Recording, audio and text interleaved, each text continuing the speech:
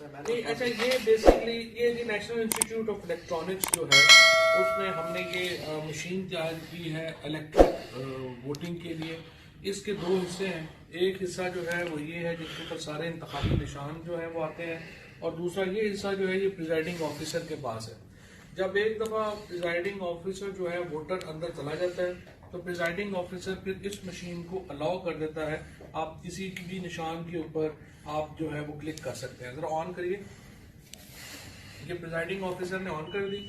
अब लेट से मैं जो है वो बैट के ऊपर अपना जो है वो मोहर लगा रहा हूँ।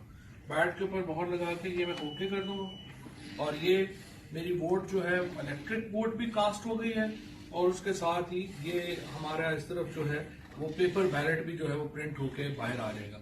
यानी इसकी इलेक्ट्रिक भी होगा और पेपर बैलेट के ऊपर भी होगा। ये मशीन जो है अब हम इसके साथ नादरा के साथ, नस्ट के साथ, कॉमसेट्स के साथ जो है ये हम शेयर करने जा रहे हैं। ये बिल्कुल आखिरी मराहल में है इसकी। ये बड़ा ज़बरदस्त काम जो है वो नेशनल इंस्टीट्यूट ऑफ इलेक्ट्रॉनिक्स ने और ministry of science and technology ने किया है, और ये बड़ा ज़रूरी है कि हम अपनी जो वोटिंग है उसको हम इलेक्ट्रिक मशीन्स के ऊपर लेके जाएं, ताकि इसमें जो हमने देखा डस्का में जो कुछ हुआ, बाकी जगहों पे जो कुछ हुआ, ये ना हो और एक इलेक्शन अमन से भी हो सके और धांधली का जो खतरा है वो भी मुकम्मल तौर पे खत्म हो सके। वज़ीर-ए-आज़म साहब का ये बहुत एम्फेसिस है, प्राइम मिनिस्टर साहब का ये बहुत इसके ऊपर जो है फोकस है, और उसके लिए ही हम ये एफर्ट जो है अब कर रहे हैं।